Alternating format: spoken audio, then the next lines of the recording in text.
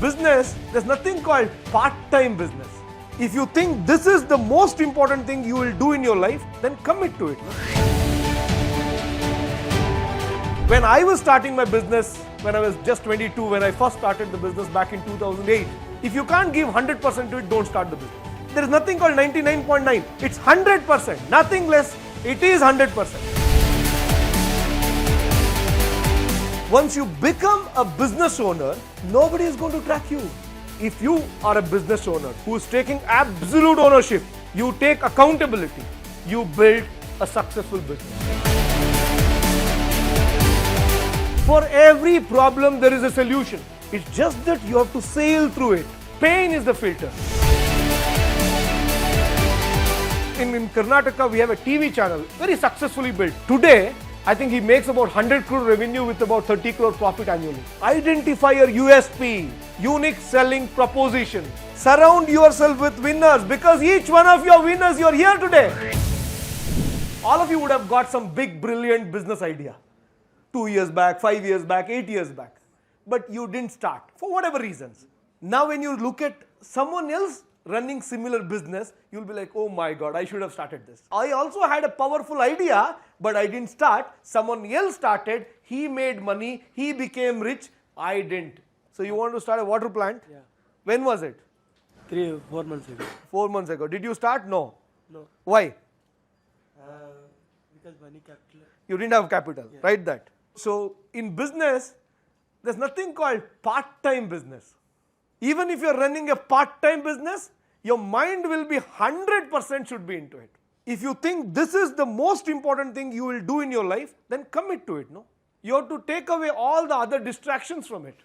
When I was starting my business, when I was just 22, when I first started the business back in 2008, my brother-in-law told me, if you can't give 100% to it, don't start the business.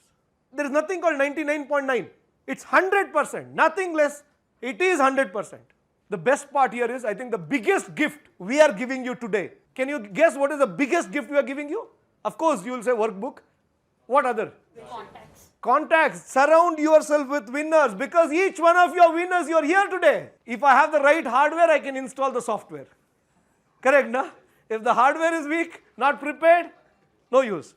If you're leaving your job just because your manager is a tough guy, just because you can't reach office at 9 o'clock, just because you need leave whenever you need it, believe me, you will not be successful in business. At least now you have this biometric punch in, punch out, your manager to track you. Once you become a business owner, nobody is going to track you. Freedom comes with responsibility. You'll have to manage yourself. It's not easy. If you're trying to develop this boss mindset, make sure that you have understood the fact now you are going to be your boss. You used to make 1 lakh profit. This month you will make 1 lakh loss. You understand the difference? Business, when you don't take responsibility, it's not that you will make less money. You will make negative. In business, when you don't take accountability, it's not that you will make less profit. You will make losses. Where your kids will study tomorrow is dependent on your business. If your business is not doing well, probably you may not be able to send your kids to a good school. If your business is not doing well, you may not be able to drive a good car. If your business is not doing well, you may not be able to live in a good house. If your business is not doing well, you won't be able to afford even good food. You won't be able to wear good clothes. So everything is connected. Successful business owner, he makes sure that, the one thing I learned from Marwari business, any Marwaris who run businesses, make sure that they are in the shop at that time. They don't care whether customers come or not. They open the shop, they sit there.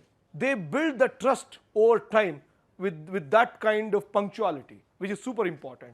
If you are a business owner who is taking absolute ownership, you take accountability, you build a successful business. Believe me, if you just make this one promise to yourself, come what may, I will not run away. I will stand there, face it. You are going to be successful. So, zero doubt. Every time he has a problem, he finds a new solution. Like, I have seen pandemic as the best example. For every problem, there is a solution. It's just that you have to sail through it. Pain is the filter. The one who can suffer more, the longest, he's going to have bigger success. Pain is the filter because very few people can take pain, believe me. In Karnataka, we have a TV channel, very successfully built. It's called Public TV, run by one Mr. Ranganath, who's a journalist. He had less money, or I would say very less money. When he decided to start the channel, including his own chair, he bought all used ones, second hand, including his chair. Everybody's chair, second hand. He took an office space. When everybody was taking office space in an IT park, he went to government in a bus stand. They had this office space above. It was a bare shell office space. 5 rupee per square feet rent. 5 rupee per square feet. Everybody was paying 50 rupee, 80 rupee square feet rent. He paid 5 rupee. Today, I think he makes about 100 crore revenue with about 30 crore profit annually. Can you imagine? Like I have a friend of mine who runs a fish retailing business. Okay? Now, you may say, hey, I have got this e-commerce platform which is selling fish, which delivers fish to my home.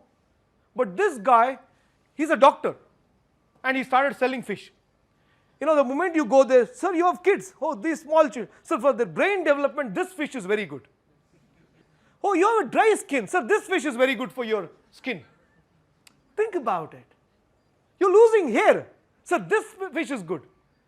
The point I'm saying is, identify your USP, unique selling proposition.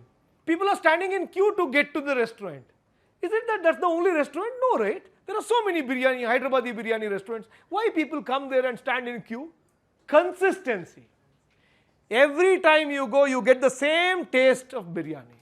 You expect the same taste every time you go there. Same experience, consistent experience, very important. So if you do that, you will be able to build a brand in the minds of your customers. Your small business will be thought big in the minds of the customers. Customers will think very big. Most of the businesses are killed by their own best friends because they have no job to do. They come and sit with you, chit chat.